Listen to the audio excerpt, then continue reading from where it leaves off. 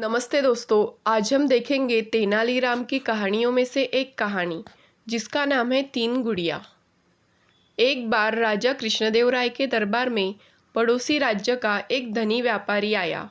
महाराज को प्रणाम कर वह बोला, महाराज, आपके राज्य में व्यापार के उद्देश्य से मेरा आगमन हुआ। जहाँ भी मैं गया वहाँ आपके दरबार के मंत्रियों की बहुत प्रशंसा सुनी, तो मैं आपसे और आपके मंत्रियों से भेंट करने आ गया। आपने ठीक सुना है, हमारे मंत्री कर्मठ और बुद्धिमान हैं। महाराज कृष्णदेवराय बोले, महाराज, आप आज्ञा दे तो मैं आपके मंत्रियों की एक छोटी सी परीक्षा लेना चाहता हूँ। व्यापारी बोला। जब महाराज ने आज्ञा दे दी तब व्यापारी ने अपने थैले में से तीन गुड़िया निकाली जो दिखने में एक सरीखी थी। उन्हें महाराज को देते हुए वह बोला, महाराज, ये तीनों गुड़िया दिखने में एक जैसी है, लेकिन इन सब में एक एक अंतर है। आपके मंत्रियों को वही अंतर पता लगाना है। मैं 30 दिनों के उपरांत पुनः दरबार में उपस्थित होऊंगा। आशा है तब तक आपके मंत्रीगण इसका उत्तर ढूंढ लेंगे। इतना कहकर वह चला गया। महाराज ने वो तीनों गुड़िया तेनालीराम को छोड़कर अपने हर मंत्री को 3-3 दिनों के लिए दी ताकि वे उनमें अंतर ढूंढ सके। लेकिन कोई भी मंत्री इसमें सफल नहीं हो पाया। महाराज ने स्वयं भी उन गुड़ियों में अंतर ढूंढने का प्रयास किया, लेकिन वे भी सफल न हो सके। ऐसे में उन्हें चिंता सताने लगी कि यदि व्यापारी वापस आया और उसे पता लगा कि हमारा कोई भी मंत्री उसके प्रश्न का उत्तर नहीं ढूंढ पाया है, तो ये राज्य के मंत्रियों के साथ साथ पूरे राज्य के लिए लज्जा की बात होगी। व्यापारी के आने में मात्र 3 दिन ही शेष रह गए थे। अब महाराज के पास अपने सबसे विश्वास पात्र तेनालीराम को बुलाने के अलावा कोई चारा शेष न था। उन्होंने तेनालीराम को बुलाया और उसे वह तीनों गुड़िया देते हुए बोले, तेनालीराम, हमें लगा था कि व्यापारी की दी हुई इन तीन गुड़ियों में अंतर हमारे दरबार के मंत्री ही ढूंढ लेंगे, लेकिन ऐसा हो न सका। हम भी इसमें सफल न हो सके। अब तुम ही हमारी आखिरी आशा हो। हमें तुम पर पूर्ण विश्वास है कि तुम राज्य के सम्मान की रक्षा करोगे। तेनालीराम तीनों गुड़िया लेकर घर चला गया। 2 दिनों तक बहुत देखने, समझने और सोचने के बाद भी उसे गुड़ियों में कोई अंतर समझ नहीं आया। तीसरे दिन भी वह सोचता रहा और शाम होने तक उसने वह अंतर ढूंढ लिया। रात में वह आराम से सोया और अगले दिन तय समय पर दरबार पहुंच गया। वहाँ महाराज कृष्णदेवराय और सारे दरबारी उपस्थित थे, साथ ही पड़ोसी राज्य का व्यापारी भी। महाराज बोले, तेनालीराम, व्यापारी महाशय को तीनों गुड़ियों का अंतर बताओ।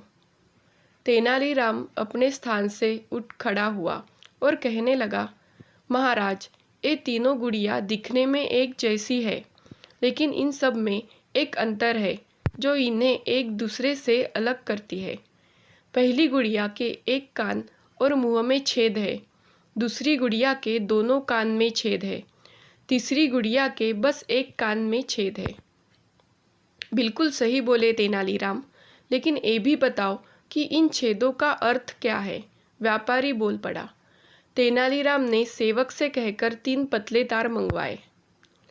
पहला तार पहली गुड़िया के कान के छेद में डाला। वह मुंह के छेद से बाहर आ गया। सबको यह दिखाते हुए तेनालीराम बोला, ये पहली गुड़िया जिसके एक कान और मुंह में छेद है, ऐसे व्यक्ति को दर्शाती है जिसे कोई गुप्त बात बताने पर वह उसे गुप्त न रखकर दूसरों को बता देता है। ऐसे व्यक्ति पर विश्वास नहीं किया जा सकता। फिर उसने दूसरी गुड़िया के कान के छेद में तार डाला। वह तार दूसरे कान के छेद से बाहर निकल आया। वह बोला, यह दूसरी गुड़िया जिसके दोनों कान में छेद है, ऐसे व्यक्ति को दर्शाती है जो किसी भी बात को एक कान से सुनता है और दूसरे से निकाल देता है। ऐसा व्यक्ति आपकी किसी बात को कोई महत्व नहीं देता। फिर उसने तीसरी गुड़िया के कान में तार डाला। वह तार उसके अंदर ही रहा। यह दिखाकर तेनालीराम बोला, यह तीसरी गुड़िया ऐसे व्यक्ति को दर्शाती है जो किसी भी गुप्त बात को अपने हृदय में छुपा कर रखता है। ऐसे व्यक्ति पर पूर्ण विश्वास किया जा सकता है। तेनालीराम का उत्तर सुनकर महाराज और व्यापारी प्रसन्न हो गए। उन्होंने उसकी बुद्धिमानी की दिल खोलकर प्रशंसा की और पुरस्कार भी दिए। तब तेनालीराम बोला, महाराज, मैं आपको इन 3 गुड़ियों के चरित्र का एक अन्य वर्णन भी बताता हूँ। पहली गुड़िया ऐसे व्यक्ति को दर्शाती है जो स्वयं ज्ञान प्राप्त कर वह ज्ञान दूसरों में बांटता है। दूसरी गुड़िया ऐसे व्यक्ति को दर्शाती है जो ज्ञान की बात भी कभी ध्यान से नहीं सुनता। तीसरी गुड़िया ऐसे व्यक्ति को दर्शाती है जो स्वयं तो ज्ञान प्राप्त कर लेता है, लेकिन वह ज्ञान अपने भीतर ही छुपा कर रखता है और कभी दूसरों को नहीं बताता। यह वर्णन सुनकर व्यापारी कहता है, तेनालीराम, तुम्हारे बारे में जितना सुना था तुम उससे भी कहीं अधिक बुद्धिमान हो। व्यापारी महाराज कृष्णदेव राय से विदा लेकर चला जाता है। इस तरह तेनालीराम के कारण राज्य का सम्मान व्यापारी के सामने बच जाता है। दोस्तों, अगर आपको कहानी अच्छी लगी तो वीडियो को लाइक करें, शेयर करें और सब्सक्राइब करें